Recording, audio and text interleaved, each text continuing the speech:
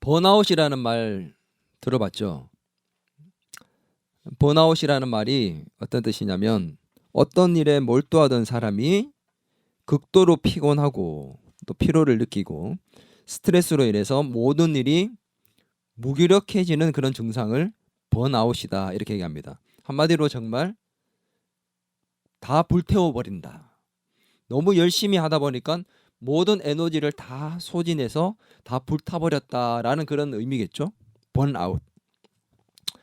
근데 이 번아웃은 우울증의 일종인데 무기력증이 나타나기도 하지만 심한 불안감이 들기도 합니다. 그리고 자기 비하와 혐오에 빠지기도 해요. 그런 증상들이 나타나요.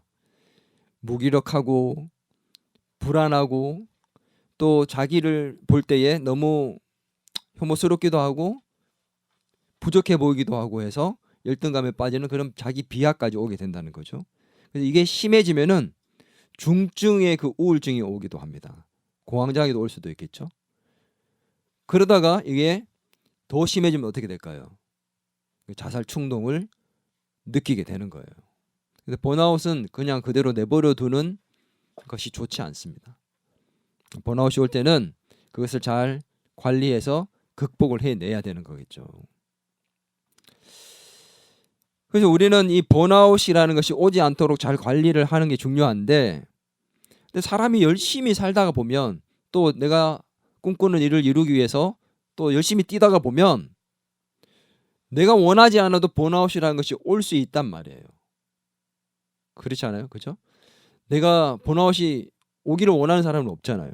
열심히 살다 보니까 내가 다 에너지가 소진되고 스트레스를 너무 많이 받아서 이런 번아웃이 올 수 있다는 거죠.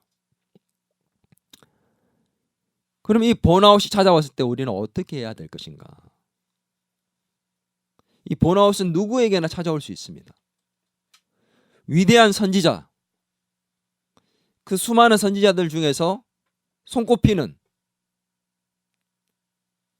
모세, 엘리야 이렇게 정말 어쩌면 3대 그 선지자를 꼽으라고 했을 때에 꼽힐 만큼 그렇게 위대했던 그 선지자 엘리야, 그에게도 번아웃이 찾아왔어요.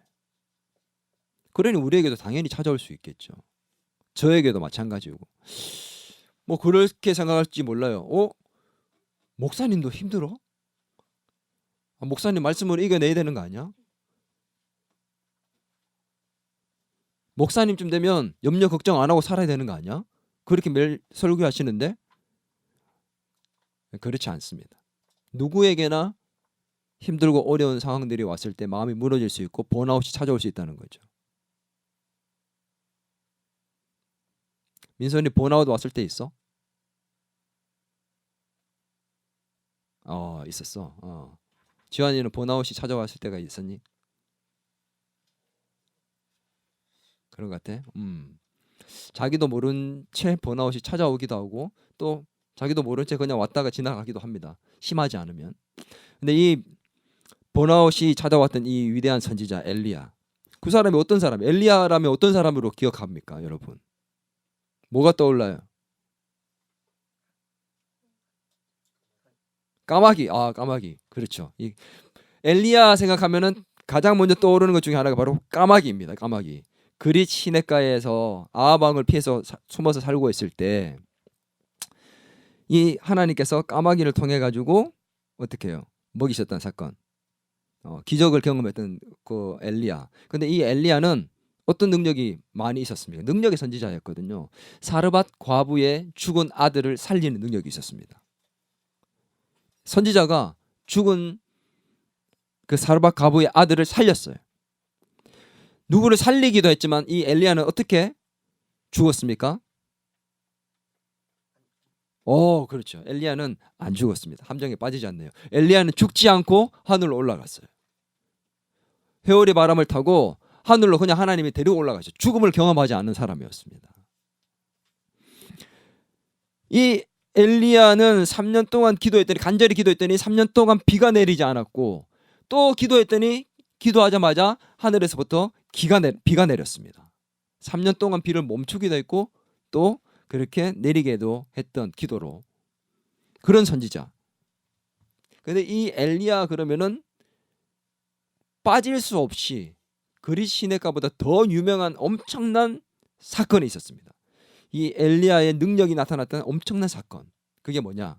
바로 갈멜산에서 바알과 아세라의 그 선지자들과 850대 1로 맞붙었던 사건. 그래서 이겼던 사건. 이 사건이 엘리야에게서는 정말 최고의 사건 중에 하나였죠. 자, 이 사건이 어떤 사건인지 제가 좀 설명을 해주도록 하겠습니다. 이 바알과 아세라의 선지자 850명과 대결해서 싸웠는데 바알이 어떤 우상이냐? 이 가나안 지역은 그 이스라엘 백성들이 살았던 그 가나안 땅은 농경 사회였어요. 이 농경 사회에서 농사를 짓기 때문에 농사에는 뭐가 중요하죠? 날씨가 너무 중요하죠. 태양 잘 떠야 되고 비도 적절하게 내려야 되고 이스라엘에는 이른 비, 늦은 비 이런 것들이 잘 내려줘야 되는 거예요. 그래서 비와 태양 뭐 이런 날씨들이 너무 중요했는데 이 바알은 어떤 신이냐? 이 농경의 신이었어요. 풍요의 신.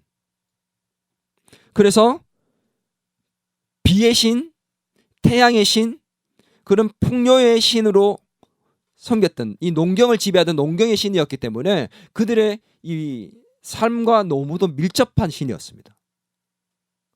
이 바알을 잘 섬겨야 비를 적당하게 내리고 햇빛도 잘 줘서 농사가 잘 될 수 있었기 때문에 자기가 잘 먹고 잘 살 수 있으니까. 근데 아세라는 누구냐? 아세라는 이 바알의 아내로 알려져 있습니다. 이 바알의 아내로서 풍요의 신인데 바알은 태양의 신이었다면 이 아세라는 달의 신이었다. 달의 여신이었다. 이 여신이 뭐가 중요했냐? 다산의 상징 아세라. 다산의 신이었어요. 다산의 신. 그러니 자녀도 많이 낳고 잘 먹고 잘 살기 위해서는 누구를 섬겨야 될까요? 바알과 아세라를 잘 섬겨야 했습니다. 여러분 바알과 아세라가 어떤 신인지 궁금하시나요? 한번 보여주도록 하겠습니다. 바알과 아세라 이렇게 생겼어요. 자, 옆에 있는 게 남자가 바알, 그 옆에 있는 여자가 아세라. 자, 이렇게 바알과 아세라를 잘 섬기고 있다 보니까 하나님이 진노하셨습니다. 이스라엘 백성들이 이 가나안 족속들이 섬기던 그 바알과 아세라를 같이 섬기게 됐어요. 왜 섬기게 된 줄 아세요? 물론 그 족속들과 같이 섞이면서 그렇게 하게 됐지만 결정적으로 이 바알과 아세라를 대대적으로 데리고 온 사람이 있습니다. 그게 누구냐? 북이스라엘 나라의 왕의 아내였던 이세벨이라는 여자입니다. 이 이세벨이라는 이 여왕이 이 아내가 왕의 아내가 결혼해서 들어올 때 이 바알과 아세라를 가지고 들어오는데 왜 가지고 들어왔냐? 이 이세벨의 아버지가 앱바알이라는 사람인데 두로의 왕이었어. 이 두로의 왕일 뿐만 아니라 바알의 제사장이기도 했습니다. 그러니까 딸이 결혼할 때 딸을 바알과 아세라의 이 선교사급으로 해서 보낸 거야. 그러니 정치적인 목적으로 결혼을 했지만 동시에 이 종교적인 목적이 있었던 거죠. 그래서 이세벨이 들어오자마자 거기에서 이 남편을 구워 삼고 바알과 아세라를 섬기게 하면서 이스라엘 백성들도 바알과 아세라를 섬기게 만들었어요. 그리고 바알과 아세라의 선지자들을 엄청나게 세웠습니다. 바알 선지자 450명, 아세라 선지자 400명. 그러니 엄청난 그 우상을 섬기는 일들이 이스라엘에게 생겨났고 하나님이 진노하셨습니다. 그래서 진노해서 어떤 결과가 주어졌냐? 이 엘리야를 통해서 3년 동안 기도하게 하셔서 3년 동안 비가 내리지 않게 만드셨어요. 3년이가 비가 내리지 않았습니다. 그래서 이 엘리야가 그 아합을 피해서 그릿 시내가로 도망가 숨었거든요. 그러다가 시간이 지나고 다시 아합 앞에 나타납니다. 3년이 지난 이후에. 그래서 아합 왕이 네가 우리를 그렇게 괴롭게 만들었지. 그렇게 막 쏘아붙이고 그렇게 막 협박하고 그러니까 내 잘못이 아니라 왕과 이스라엘 백성들이 하나님을 버렸기 때문이지 않느냐라고 얘기를 하면서 뭐라고 얘기하느냐? 진짜 여호와 하나님을 섬기지 않기 때문인데 하나님이 누구인지 진짜 보여주겠다. 그러면서 참 하나님 누구인지 한번 보자. 너희들이 섬기는 그 농경의 신 바알과 아세라가 진짜 하나님 맞냐? 아니면 우리가 섬기는 그 여호와가 진짜 하나님 맞냐? 한번 대결해 보자. 그래서 대결해 보면 그 결과를 보면 누가 이기는지를 보면 진짜 참 하나님이 누군지 알 수 있을 거 아니냐. 그래서 뭐라고 얘기했냐면 바알과 아세라 선지자 다 불러. 그리고 내가 그들과 대결하겠다. 송아지를 가지고 잡아가지고 제단 위에 얹어놓고 하늘로 불이 내려올 수 있도록 기도를 하자. 너희가 먼저 각자의 신을 불러라. 바알의 선지자들이 부르고 아세라 선지자들이 기도해라. 그래서 하늘에서 불이 떨어져서 그걸 불태우는 더 강한 신이 진짜 하나님이다. 대결해보자 이렇게 얘기한 거예요. 그래서 이 엘리야가 그렇게 요청했더니 그렇게 허락돼서 왔습니다. 이제 갈멜산에 다 모였어. 850명 우상을 섬기는 바알과 아세라의 선지자들, 너희가 먼저 기도해. 엘리야가 얘기했더니 바알과 아세라의 이 선지자들이 기도하기 시작했습니다. 하루 종일 기도했어요. 기도하는데 하늘에서 불이 떨어지지 않아. 엘리야가 가만히 보다가 이제 놀리기 시작합니다. 성경이 진짜 그렇게 나와요. 이거 왜 바알과 아세라가 자나 보지? 잠들었나 보지? 왜 응답을 안 할까? 아, 바알과 아세라가 묵상하고 있나? 큐티하나 본데? 왜 응답 안 하지? 막 조롱을 했어. 더 크게 소리 질러봐. 귀가 먹은지 몰라. 잘 못 듣나 몰라. 그랬더니 진짜 이 바알과 아세라가 더 열받아가지고 진짜 막 고래고래 소리를 지르며 하늘에서 불이 내리기를 기도했어요. 근데 불이 내리지 않습니다. 그때 엘리야가 등장을 합니다. 나와봐. 이제 나와봐 한번. 그리고는 엘리야가 제단을 세워놓고 거기에 이제 하나님께 기도합니다. 그 제물 위에 제물 근 위쪽으로 그리고 제물 가로 도랑을 파고 거기에다가 물을 갖다 붓고 물이 있으면 불이 안 타잖아. 근데 물을 갖다 다 부어놓고 어떻게 하나님께 기도합니다. 하나님 불을 내려 주옵소서 했더니 막 그냥 불이 푹 떨어지는 거야. 한 번에. 그래서 게임 끝.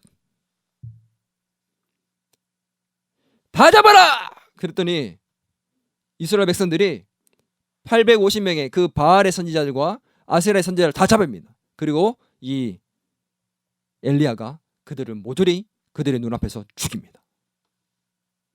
진짜 멋지잖아요. 이스라엘 백성들이 다 봤어요. 누가 참 하나님인지. 하루 종일 기도했는데도 불이 안 떨어졌는데 엘리야가 등장해서 기도 한번 딱 했더니만 하나님 불을 내려 주옵소서. 푸악! 그래서 다 타서 죽어버린. 이런 사건이 있고 난 다음에 그러면 이걸 지켜봤던 아합 왕이나 이스라엘 백성들은 어떻게 하는 게 정상이에요? 야, 바알과 아세라가 아니네. 여호와 하나님이었네. 그래야 정상이잖아. 아합이 자기 아내에게 가요. 이세벨에게 갑니다. 이세벨, 이런 일이 있었다. 야, 지금 보니까 바알과 아세라의 선지자 다 죽었어. 이런 일들 때문에 이렇게 됐어. 하늘에서 불이 이렇게 했더니 떨어져서 이렇게 됐다.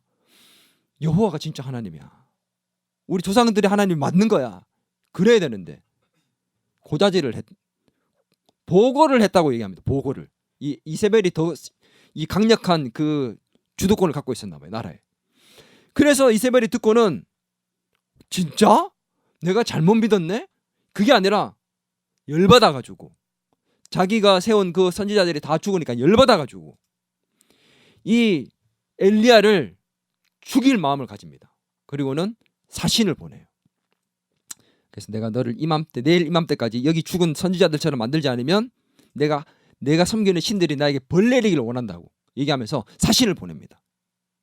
그랬더니 그 소식을 듣고 엘리야가 주랭랑을 쳐서 북쪽 이스라엘에 살던 그 엘리야가 남쪽 유다의 브엘세바까지 주랭랑을 쳐서 도망을 가게 돼요. 그 사건이 바로 오늘 이 본문의 사건입니다. 이세벨이 뭐라고 했는가 한번 보도록 하겠습니다. 19장 2절입니다. 19장 2절 열왕기상 같이 읽겠습니다. 시작. 이세벨이 사신을 엘리야에게 보내어 이르되 내일 아마 이맘때에는 반드시 내 생명을 저 사람들 중 한 사람의 생명과 같게 하리라. 그렇게 하지 아니하면 신들이 내게 벌 위에 벌을 내림이 마땅하니라 한지라. 그 시대의 권력자 왕도 가서 보고를 해야 될 만한 이 이세벨이 내가 내일까지 널 죽이지 않으면 내가 섬기는 그 신들이 내게 벌 위에 벌을 내릴 것이 마땅하다. 호언장담을 한 거지. 그래서 도망쳤다는 거예요. 한번 볼까요? 어떻게 도망쳤나 한번 볼까요? 엘리야가 그 위대한 선지자 엘리야가 850명과 싸워서 맞붙어서 맞짱 떠가지고 멋지게 이기고 난 다음에 이 여자의 한마디에 어떻게 되는가 한번 봅시다. 19장 3절에서 4절입니다. 그가 이 형편을 보고 일어나 자기의 생명을 위하여 도망하여 유다에 속한 브엘세바에 이르러 자기의 사원을 그곳에 머물게 하고 자기 자신은 광야로 들어가 하룻길쯤 가서 한 로뎀 나무 아래에 앉아서 자기가 죽기를 원하여 이르되 여호와여 넉넉하오니 지금 내 생명을 거두시옵소서. 나는 내 조상들보다 낫지 못하니이다. 겁에 질려서 도망가가지고 하나님께 죽여달라고 지금 자살 충동을 느끼고 있는 상황이 돼버렸습니다. 여러분 이게 상황이 이해가 됩니까? 지금 그 위대한 선지자가 850명과 싸워서도 떨지 않고 이겼는데 이 여자의 말 한마디에 주랭랑을 쳐가지고 죽음을 구하고 있는, 납득이 되지 않는 그런 상황이죠. 납득이 되지 않는. 한번 물어봅시다. 이 이세벨이 엘리야를 진짜 죽이려고 그랬을까요? 말하는 걸 보면 진짜 죽일 것처럼 보이잖아. 근데 이세벨의 행동을 한번 보세요. 누구를 보냈습니까? 사신을 보냈어요. 엘리야를 죽이려면 사신을 보내는 게 아니라 누구를 보내야 될까요? 자객을 보내든 군대를 보내야지. 몰래 보내서 죽여버려야지. 그리고 내일 이맘때까지라고 기한까지 알려줍니다. 뭘 주는 거예요? 도망칠 기회를 줘요. 그리고 이 엘리야가 도망쳤는데 따라갔나요? 안 따라갔나요? 따라가지 않아요. 전혀 어떤 행동도 취하지 않습니다. 이세벨은. 사신을 보내서 겁만 줬어요. 이세벨은 엘리야를 실제로 죽일 마음이 없습니다. 만약에 실제로 죽이면 그 시대의 백성들이 엘리야를 따랐기 때문에 자기에게 엄청난 불이익이 생길 걸 알았어요. 그래서 죽일 마음은 없었어요. 왜 이런 얘기를 했냐? 너 꼴 보기 싫으니까 제발 내가 겁줄 테니까 너 여기서 떠나라. 내 눈앞에서 보이지 않도록 떠나라는 거예요. 근데 그런 이세벨의 말을 듣고 엘리야는 도망쳤습니다. 자, 그러면 또 한번 물어봅시다. 엘리야는 진짜 하나님 앞에 이제 죽음을 구하고 있는데 진짜 자살 충동을 느껴서 죽으려고 했는 걸까? 엘리야는 진짜 죽여달라고 진짜 죽음을 구하는 모습으로 서 있는 걸까요? 어떨까요? 아닐까요? 엘리야가 지금 왜 도망쳤죠? 엘리야가 왜 도망쳤어요? 살려고 도망쳤어요. 어차피 죽을 거면 맞짱 떠가지고 내가 내일 이맘때까지 너를 죽이지 않으면 뭐 이렇게 막 얘기하면은 죽여! 난 죽여봐. 하나님께서 지켜주실 건데 죽일 수 있으면 죽여봐! 그리고 맞짱을 떠야 되는 게 맞지. 도망치는 게 아니지. 어차피 죽을 거라면. 근데 엘리야가 기껏 도망가가지고는 뭐라고 해요? 죽여달래. 엘리야도 진짜 죽고 싶은 마음이 있는 게 아니에요. 왜 이런 죽을 만큼 힘든 거겠죠. 왜 이렇게 죽을 만큼 힘들었고 낙심되었을까? 왜 이런 번아웃이 와버린 것일까? 얼마나 게을렀으면 하나님 차라리 나를 데려가 달라고 그렇게 얘기하면서 이 엘리야가 번아웃이 와서 이렇게 하나님께 하소연하고 있는 것일까? 성경을 잘 살펴보면 엘리야가 왜 이런 번아웃이 찾아왔는지 알 수 있습니다. 그 번아웃이 찾아온 상황을 바라보면서 우리에게도 왜 번아웃이 찾아오는지를 잘 알아야 됩니다. 여러분에게 번아웃이 찾아올 때 오늘 이 말씀을 기억하고 왜 내가 번아웃이 되었는지 그를 기억해내야 합니다. 첫 번째는 육신적인 이유가 있습니다. 엘리야는 육신적으로 너무 지칠 대로 지쳐 있었어요. 3년 전 하나님의 말씀을 듣고 아합에게 비가 내리지 않을 것이다. 3년이나. 그리고 난 다음에는 그리 시내로 숨었습니다. 그때 어떻게 해요? 누가 먹을 것을 갖다 줬어요? 까마귀가 먹을 것을 갖다 줬대요. 떡과 고기를 갖다 줬답니다. 그러니까 우리는 이걸 생각하면은 우리에게는 까마귀가 너무 중요한 거야. 와, 까마귀가 먹을 것 갖다 준 그 기적들이 내게도 일어났으면 좋겠다. 여러분 그런 생각 해요, 안 해요? 근데 생각해 보세요. 까마귀가 먹을 걸 갖다 주면은 얼마나 많이 갖다 줬을까? 한 100마리가 막 엄청나게 와가지고 막 까마귀들이 막 떼로 몰려가지고 고기를 막 이렇게 갖다 줘서 막 쌓일 만큼 갖다 줬을까? 살 수 있을 정도. 그 까마귀가 물어줘 주면 얼마나 좋겠습니까? 겨우겨우 살아낼 수 있을 정도로 갖다 준 거야. 그걸 먹고 산 거예요. 함부로 기도하면 안 돼요. 하나님 엘리야처럼 저에게도 까마귀를 보내주옵소서. 이런 식으로 기도하다가는 겨우겨우 먹고 살 수 있습니다. 그렇게 지금 엘리야가 힘들게 살다가 간 곳이 하나님 보내신 곳이 어디냐면 사르밧 과부의 집. 그 사르밧 과부의 집이 어떤 집이었어요? 오늘 아들과 함께 이 과부가 한 끼 만들어서 먹고는 죽겠다고 마음 먹고 있는 그 집에 가서 먹을 걸 구하는, 그렇게 3년을 연명하며 살았습니다. 그리고는 와서 어떻게 해요? 850대 1로 싸웠어요. 그 에너지가 얼마나 많이 들어갔겠습니까? 근데 승리한 이후에 죽을 위협을 당해가지고 브엘세바까지 도망을 갔습니다. 몸이 얼마나 지칠 대로 지쳐 있겠습니까? 결국은 로뎀나무 아래에 앉아서 하나님께 죽기를 구했죠. 여러분 로뎀나무 이름 너무 이쁘지 않습니까? 이 로뎀나무 그래서 뭐 카페 이름도 너무 많잖아. 근데 로뎀나무는 우리가 생각하는 그런 막 잎이 무성하고 너무 예쁜 그런 나무가 아니에요. 여러분 로뎀나무는 쌀이나무입니다. 쌀이나무. 자 한번 볼까요? 로뎀나무 어떤 나무인지.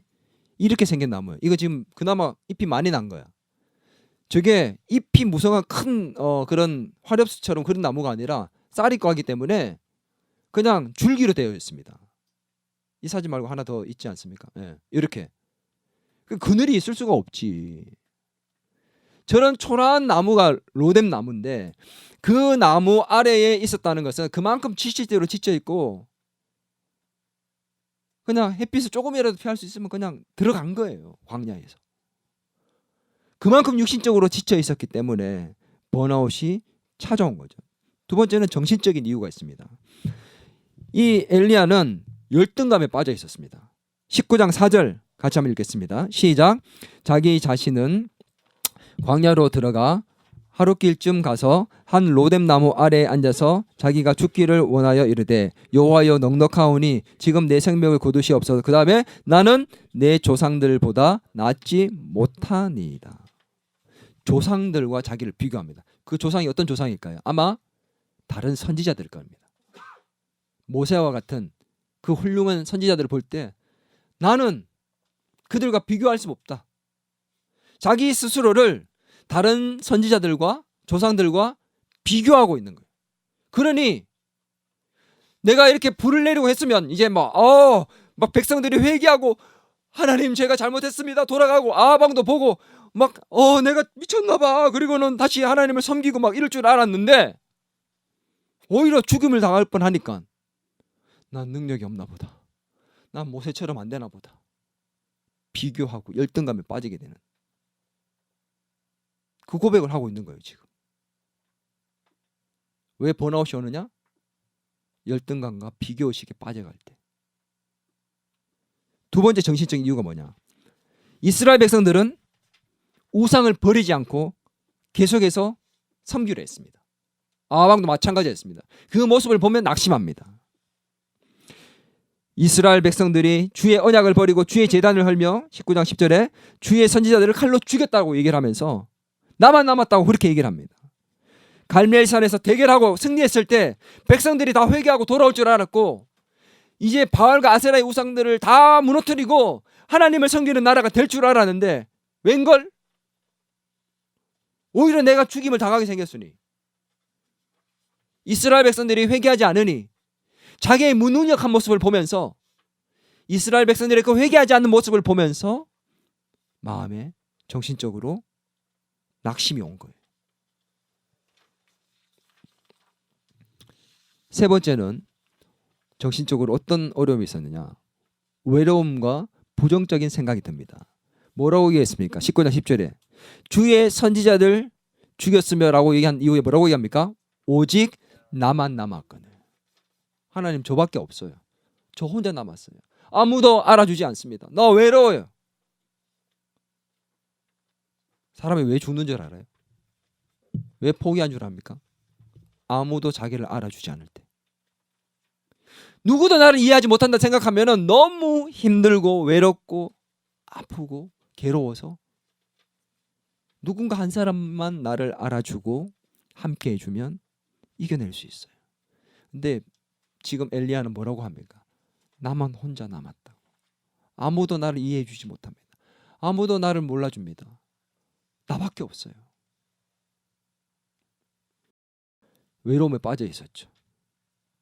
근데 혼자였습니까? 엘리야가? 아니에요. 하나님이 함께 계시기도 했지만 엘리야는 혼자 남은 게 아니었습니다. 잘못된 생각, 부정적인 생각이었습니다.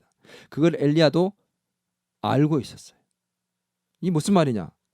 열왕기상 18장 3절에서 4절입니다. 왕궁을 맡았던 그 오바다가 하는 말을 한번 보겠습니다. 오바다가 어떤 사람인지 한번 보겠습니다.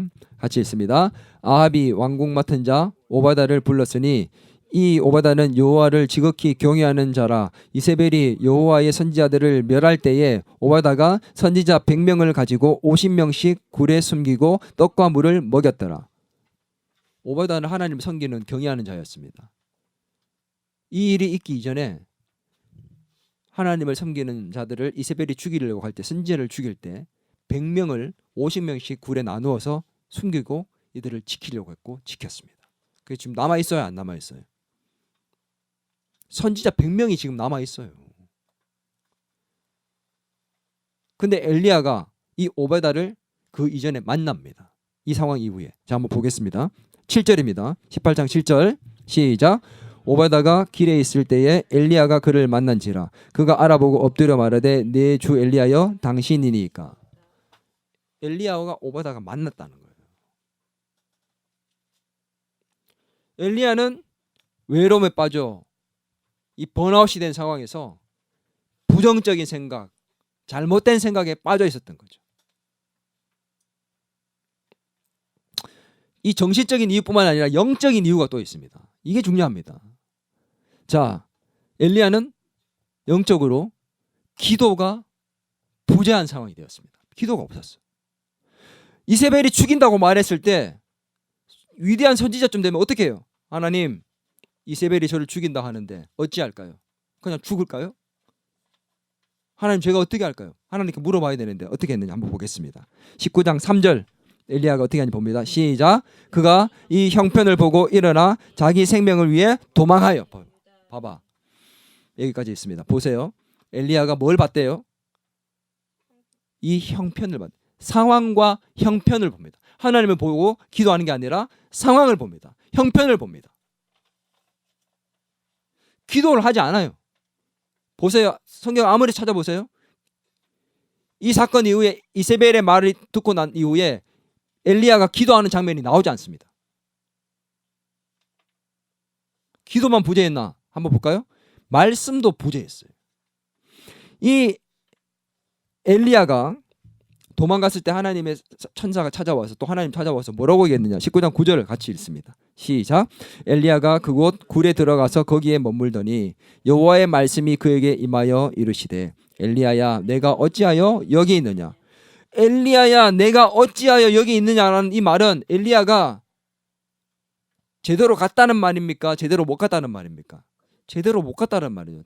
잘못 갔다는 말이죠. 왜 잘못 갔을까요? 일어나가지고 천사가 그를 어루만지고 떡과 물을 준 다음에 먹고 난 다음에 기도하지도 않고 하나님 말씀에 임하지도 않았는데 그냥 움직여 버립니다. 그리고 호렙산으로 가요. 그런데 이상하죠. 엘리야는 아방 앞에 나가서 3년 동안 비가 오지 않는다고 얘기할 때도, 그리 시냇가로 갈 때도, 그리고 거기 숨어 있다가 다시 아방 앞으로 나아갈 때도 똑같이 하나님께서 그에게 임하셔서 말씀을 하셨어요. 뭐라고 얘기하셨느냐? 성경에 보면 이렇게 나옵니다. 여호와의 말씀이 엘리야에게 임하여 이르시되, 이게 계속해서 나와요. 여호와의 말씀이 엘리야에게 임하시되라는 말씀 이후에 듣고 엘리야는 그때그때마다 움직입니다. 근데 엘리야는 하나님의 말씀을 듣지 않고 자기의 생각과 임의대로 판단하여 움직여서 호렙산에 갑니다.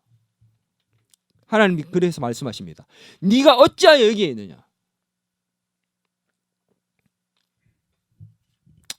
영적인 부재의 가장 중요한, 오늘 이 엘리야가 이렇게 낙심하고 죽고 싶은 마음이 가졌던 이 큰 번아웃이 온 가장 결정적인 이유는 뭐냐? 오늘 제가 볼 때는 다른 앞에 이유도 있지만 육신적으로, 정신적으로, 영적으로 모든 것이 있지만 영적인 이유 중에 가장 큰 이유, 바로 소명의 부재입니다. 19장 10절 다시 한 번 더 읽겠습니다. 가장 큰 이유입니다. 읽습니다. 시작. 그가 대답하되 내가 만군의 여호와 하나님 여호와께 열심히 유별하오니 이는 이스라엘 자손이 주의 언약을 버리고 주의 제단을 헐며 칼로 주의 선지자들을 죽였음이오며 오직 나만 남았거늘 그들이 내 생명을 찾아 빼앗으려 하나이다. 이 하나님이 네가 어찌하여 여기 있느냐라고 얘기하고 네가 왜 이러니라고 얘기할 때 엘리야가 하는 말이었어요. 대답이었어요. 이 말 속에 뭐가 느껴지나요? 어떤 마음이 느껴집니까? 엘리야의 어떤 마음? 하나님 향한 원망이죠. 내가 열심히 유별했어요. 내가 진짜 열심히 했잖아요. 하나님 말씀대로 정말 그리 시냇가에 숨어서 그 고생하면서 그렇게 버티다가 가서 그렇게 선지자 아하방이 데리고 있었던 그 바알과 아세라의 선지자들을 그렇게 다 죽였는데 결과는 이게 뭐예요? 이게 뭐예요? 하나님, 저는 제 조상들보다 못한 것 같아요. 전 능력이 없는 것 같아요. 저는 선지자감이 아닌가 봅니다. 저는 사명을 감당할 수 없는 것 같아요. 저 여기까지예요. 차라리 저를 데려가는 게 낫지 않을까요? 지금 이런 상황이에요. 뭐가 부재예요? 소명이 무너진 겁니다. 하나님이 분명히 하라고 했는 것 같고, 그래서 하나님 말씀대로 그 사명을 따라 움직였고 열심히 했는데 결과는 이게 뭡니까? 하나님, 내가 잘못한 것도 없이 최선을 다해서 하나님 말씀대로 살았는데 결과가 이게 뭡니까? 하나님,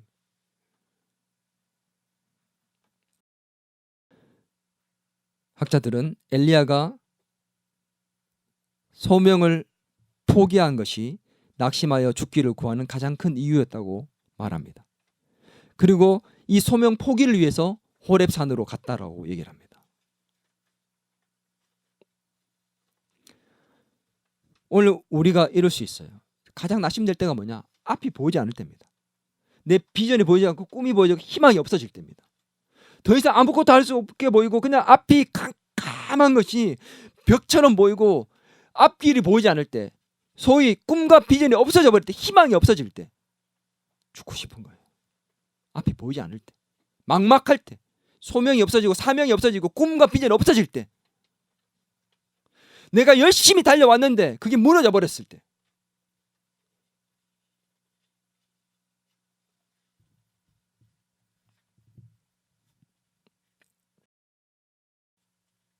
개척교회 하는 사람들의 힘든 점이 그런 점 아닐까요? 열심히 했는데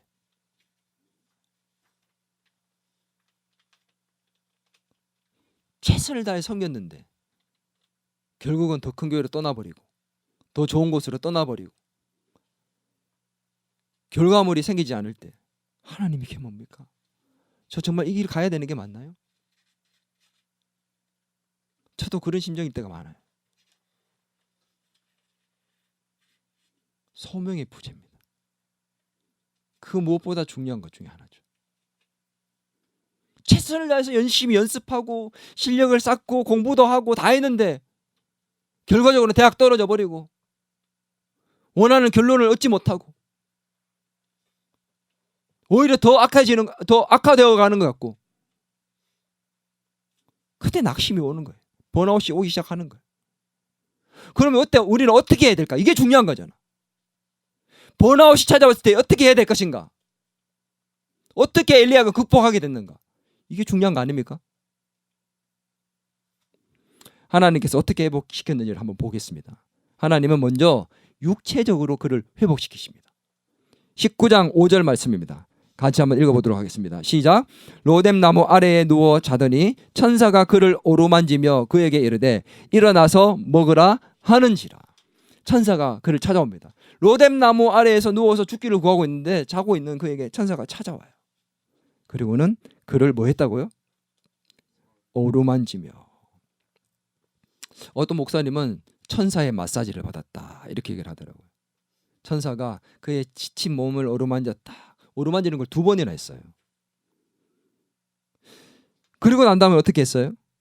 엘리야에게 숯불에 구운 떡과 물을 주어서 먹게 했습니다. 그걸 먹고 엘리야가 어떻게 한 줄 압니까?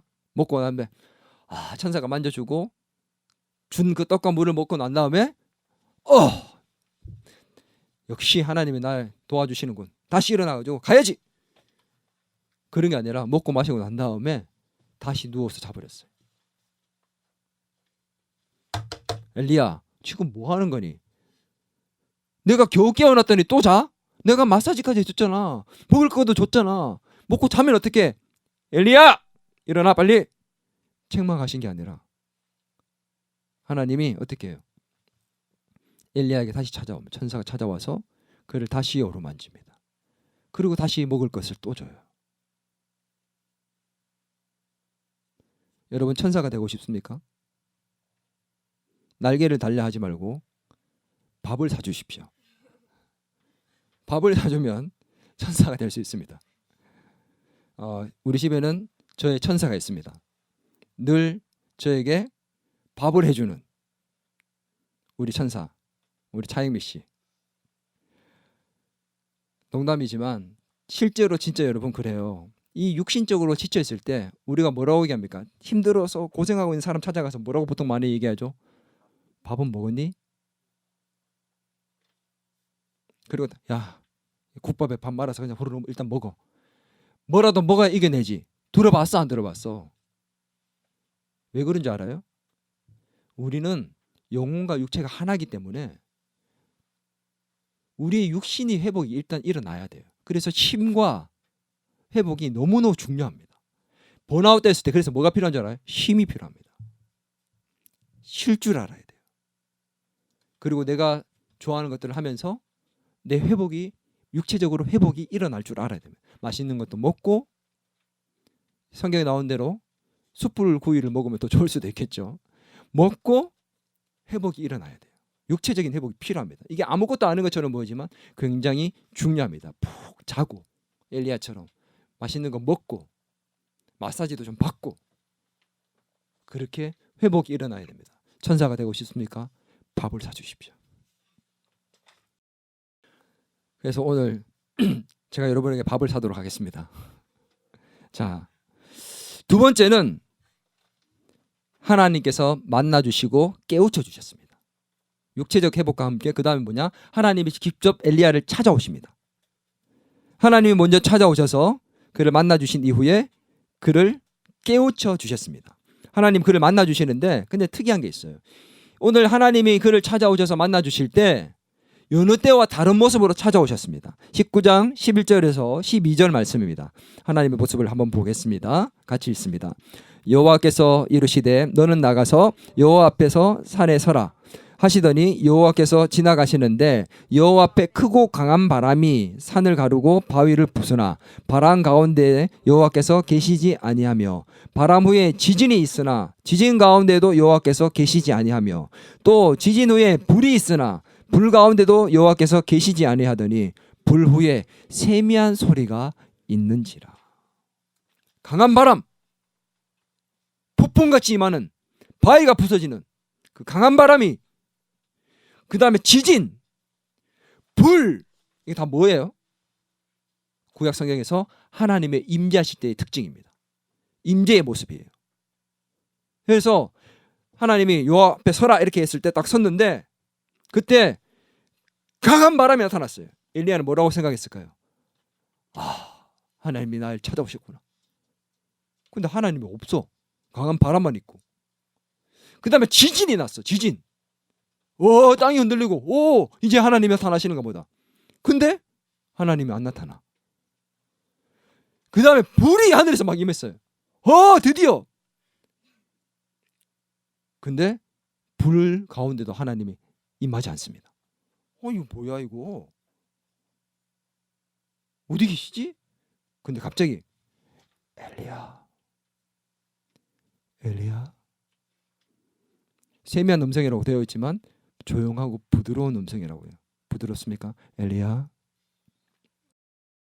하나님이 그렇게 찾아오셨어요.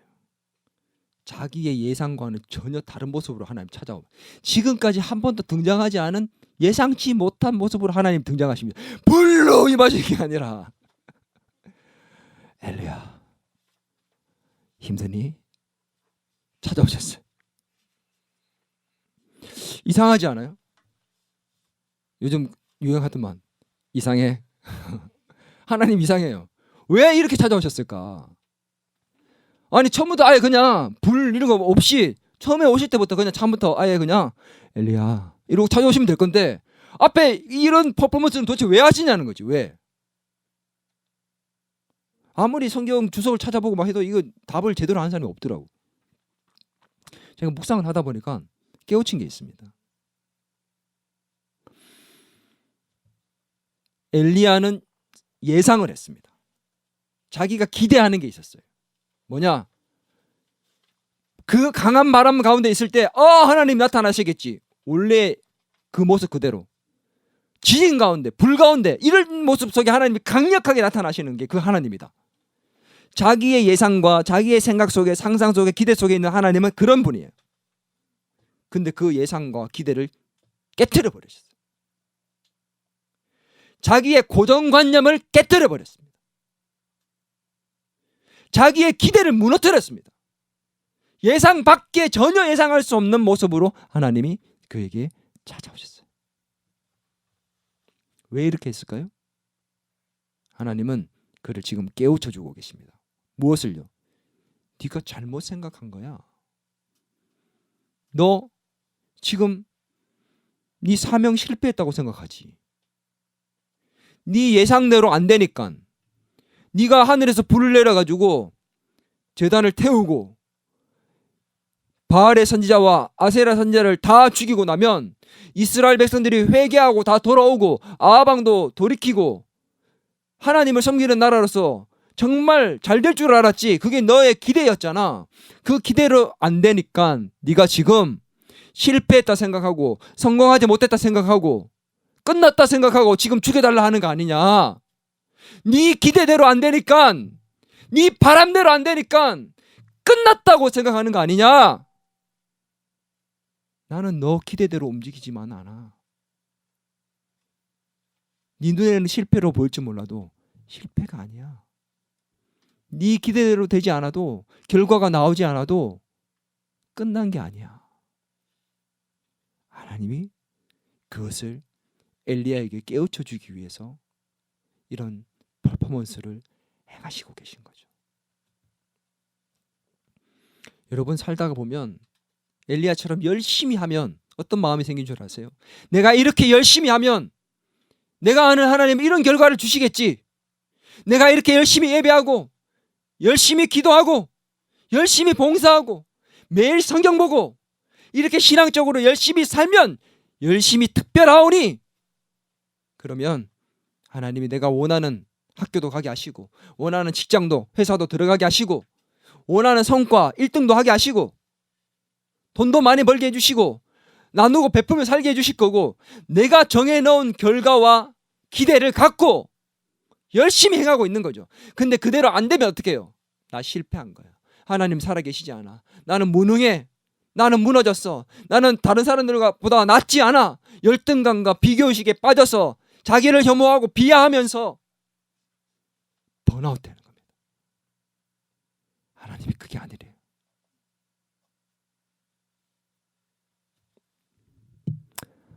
하나님은 엘리야를 만나주시면서 그 만나주시는 그 방법을 통해 엘리야를 깨우쳐 주셨습니다. 우리가 보기에는, 그리고 우리가 생각하기에는 실패처럼 보이고 사명이 무너진 것처럼 보일지 몰라도 그것이 아니라는 것입니다. 하나님은 우리의 생각 그 너머, 그 이상의 하나님이십니다. 아멘입니까? 우리가 생각하지 못하는, 예상하지 못하고 기대하지 못하는 방법으로 우리에게 역사하시는 분인 줄 믿습니다. 그 하나님께서 그 엘리야를 찾아오시고 새롭게 깨우쳐 주신 그 하나님께서 어떻게 하시냐입니까? 그를 회복시키기 위해서 오늘 새로운 사명을 주십니다. 이 번아웃에서 회복시키기 위해서 하나님이 지쳐있고 쓰러져서 죽기를 구하는 그에게 찾아오셔서 어떻게 해요? 오르만지신 이후에 육체적으로 회복시키시고 그를 깨우치신 이후에 어떻게 합니까? 그에게 새로운 사명을 부어주십니다. 같이 보겠습니다. 19장 15절에서 16절입니다. 여호와께서 그에게 이르시되 너는 내 길을 돌이켜 광야를 통하여 다메섹에 가서 이르거든 하사엘에게 기름을 부어 아람의 왕이 되게 하고 너는 또 님시의 아들 예후에게 기름을 부어 이스라엘의 왕이 되게 하고 또 아벨 무올라 사밧의 아들 엘리사에게 기름을 부어 너를 대신하여 선지자가 되게 하라. 새로운 사명을 주십니다. 어떻게 해요? 아람의 왕을 세워라. 북이스라엘의 새로운 왕을 세워라. 너를 이을 선지자를 세워라.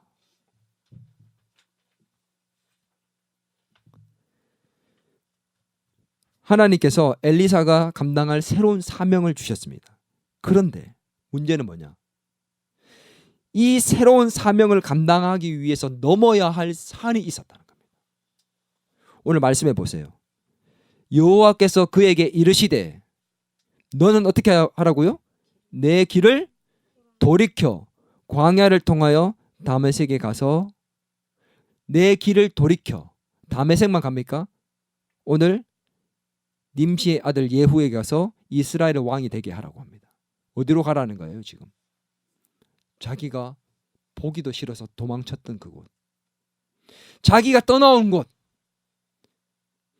가기 싫은 그곳, 있기 싫었던 그곳, 내 목숨이 위험한 그곳, 다시 돌아가래요. 네가 떠나온 그곳으로 다시 돌아가라. 네가 왜 거기에 있느냐 하나님 물어보십니다. 엘리야, 네가 어찌하여 거기에 있느냐? 너 왜 나한테 물어보지도 않고 네 마음대로 여기 호렙산에 왔니? 엘리야는 호렙산에서 소명을 포기하기 위해서 와 있었거든요. 너 끝났다고 생각했니? 끝난 게 아니야. 네 예상대로 안 됐다고 무너지지 마. 다시 돌아가. 네 자리로 돌아가. 네가 있어야 할 곳으로 돌아가란 말이야.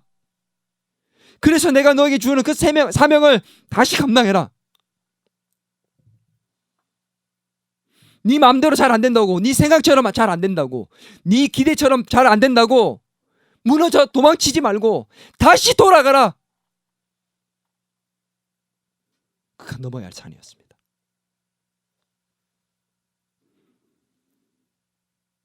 오늘 우리는 이 사명을 감당하기 위해서 어쩌면 내가 가기 싫은 그곳으로 다시 돌아가야 할지 모릅니다.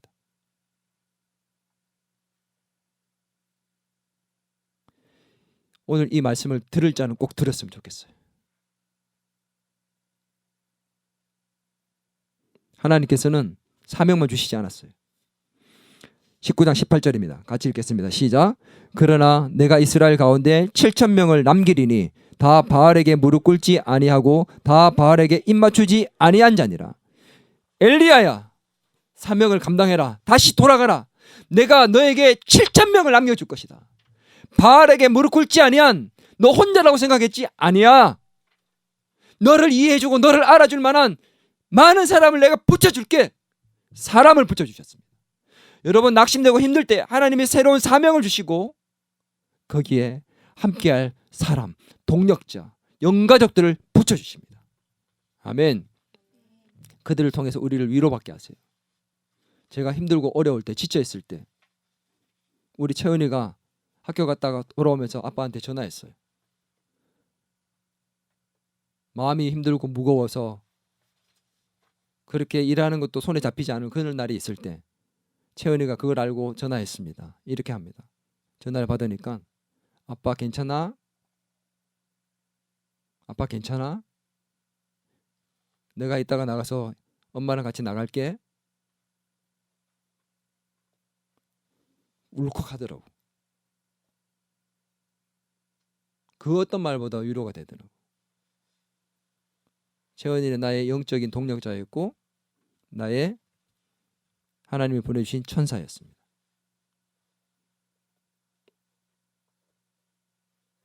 우리 준서가 와서 나한테 그런 얘기를 했어요.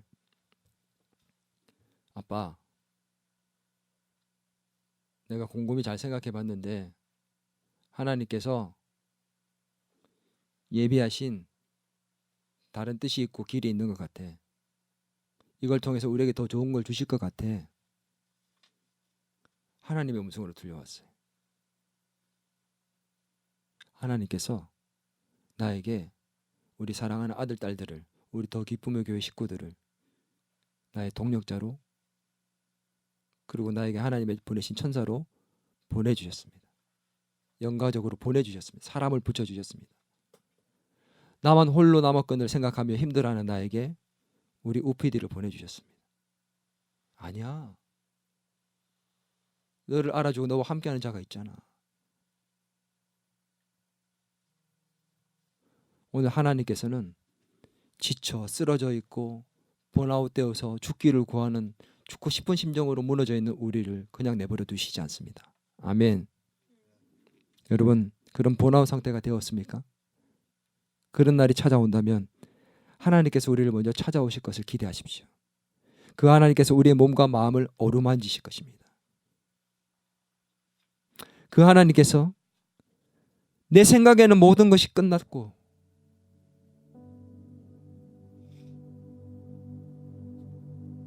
내가 열심히 살았는데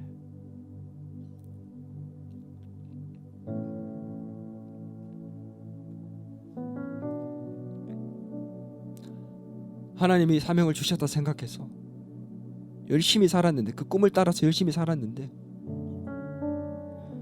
결과가 이게 뭡니까? 하나님, 저 실패한 건가요? 저 끝난 건가요? 차라리 정말 죽는 게 나을 것 같아요 라는 마음이 들 때 하나님께서 말씀하십니다. 그게 아니야. 네 생각과 다른 결과가 나와도 끝난 게 아니야. 실패된 게 아니야. 우리를 어루만지시고 우리에게 새로운 사명을 주십니다. 다시 돌아가라.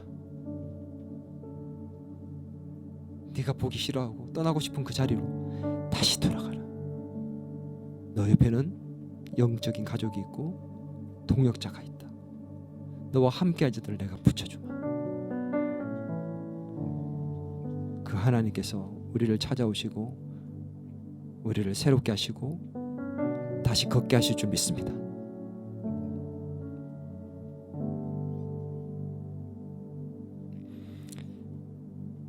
이 번아웃을 극복하고 다시 일어나 새로운 사명을 넉넉하게 감당하게 되는 저와 여러분으로 만들어 주실 줄 믿습니다.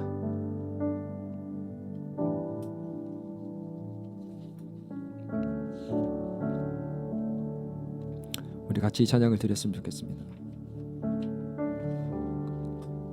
고단한 인생길, 힘겨운 오늘을 살 때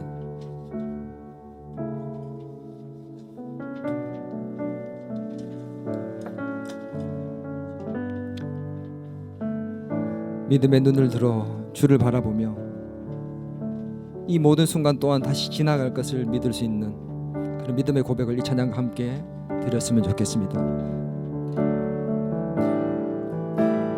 고단한 인생길, 힘겨운 오늘도 예수 내 마음 아시네. 지나간 아픔도 마주할 세상도 예수 내 마음 아시네. 하루를 살아도 기쁨으로 가리. 예수 늘 함께 하시네.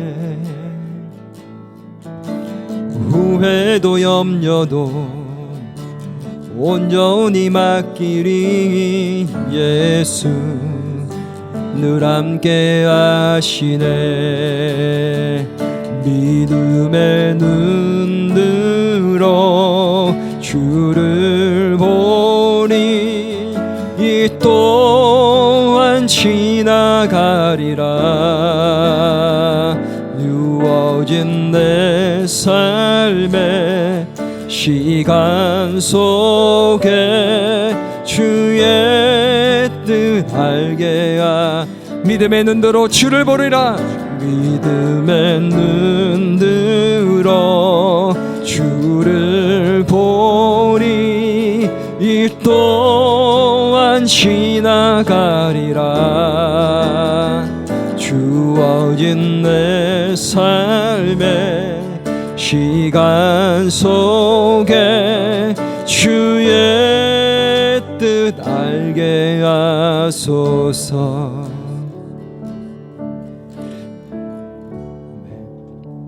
우리 함께 기도하겠습니다. 이 시간 지쳐있는 영혼이 있습니까? 번아웃이 온 영혼이 있습니까?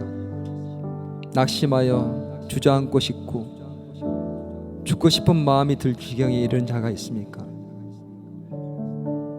번아웃이 올 것 같은 사람이 있습니까? 이 시간 우리를 찾아오셔서 오늘 이 예배의 시간에 우리를 어루만지시는 그 하나님, 그 하나님을 인해 다시 일어날 수 있게 해달라고. 새로운 사명을 주시고 잘못된 우리의 생각을 깨워주시고 끝이 아니다 말씀하시며 우리에게 새로운 사명을 주시고 주님 우리를 정말 다시 일으켜 주실 그 주님을 바라보면서 하나님 이 침체에서 벗어나게 하여 주옵소서. 다시 일어나 주님의 사명을 넉넉하게 감당하게 하여 주옵소서. 꿈과 비전을 향해 다시 한번 달려가게 해달라고. 하나님 지치지 않는 힘을 우리에게 성령으로 공급해 달라고. 우리 시간에 같이 한번 합심하여 기도하며 나가겠습니다. 같이 기도합니다.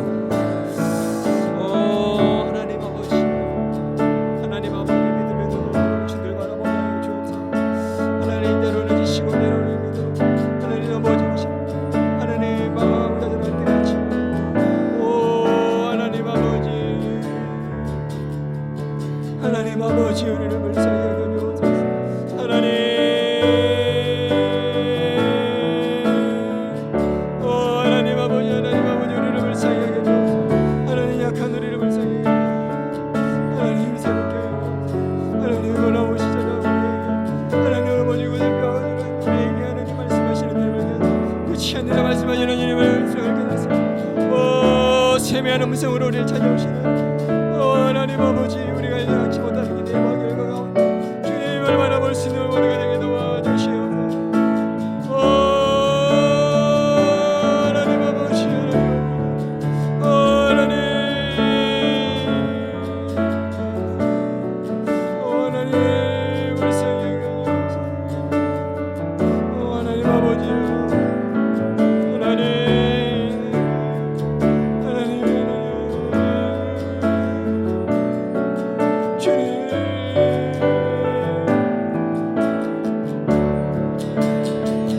믿음의 눈 들어 주를 보리. 이 또한 지나가리라. 주어진 내 삶의 시간 속에 주의 뜻 알게 하소서.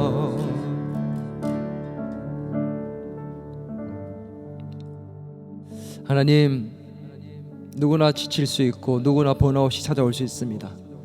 지금 그런 상황에 처한 사람들도 있고 번아웃의 상황이 올 것 같은 사람도 있습니다. 그런 우리를 오늘 이 예배 가운데 찾아오신 줄 믿습니다. 우리를 어루만지시고 새롭게 회복시키실 주님을 바라봅니다. 하나님, 우리의 잘못된 생각들을 깨우치시고 우리에게 새로운 사명을 부어주셔서 다시 일어나 걷게 하시고 뛰게 하실 주님, 주님을 향해 다시 한번 달려가게 하실 주님, 그 주님을 바라봅니다. 성령으로 채워주시고 우리를 새롭게 하여 주시옵소서. 침체에서 일어나 그 새로운 사명을 향해 달려갈 수 있는 저와 더 기쁨의 교회 모든 식구들 되기를 간절히 소망합니다. 예수님의 이름으로 기도드리옵나이다. 이제는 우리 주 예수 그리스도의 은혜와 하나님 아버지의 크신 사랑과 성령님의 감화 감동 위로 교제 충만하심의 역사가 오늘 우리를 새롭게 하시고 다시 주님을 향해 뛰게 하실 주님을 기대하는 더 기쁨의 교회 모든 성도들과 교회와 이 나라와 이 민족 위에 이제로부터 영원토록 함께 하시기 간절히 축원하옵나이다.